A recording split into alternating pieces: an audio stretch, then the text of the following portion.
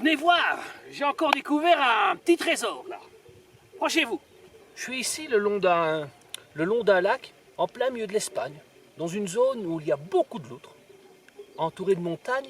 Et sur ce lac, depuis tantôt, je marche et je cherche des crottes de loutres, les preintes. Alors sur cette pierre ici, c'est probablement un perchoir. Pas très loin, ici j'ai pu observer des goélands et je vois quoi? Des grandes traces blanches avec le milieu de la matière noire, de la matière foncée. En fait, j'ai quoi ici? L'oiseau a un cloaque dans lequel vont arriver les matières fécales et l'urine. Et bien c'est ce que j'ai ici. La fiente d'oiseau, c'est la matière fécale, ce qui est noir, et l'urine, ce qui est blanc. C'est la différence entre une crotte de mammifère et une crotte d'oiseau.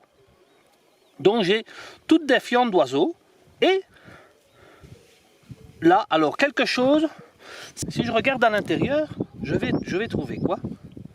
Je vais trouver beaucoup d'élytres d'insectes et une écaille de poisson ici,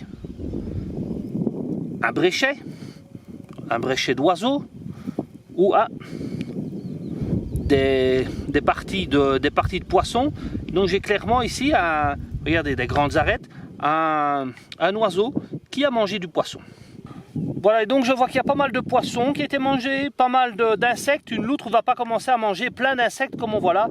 Et on a donc bien ici une pelote de réjection d'un laridé, probablement le goéland leucophée qu'on a vu ici à côté.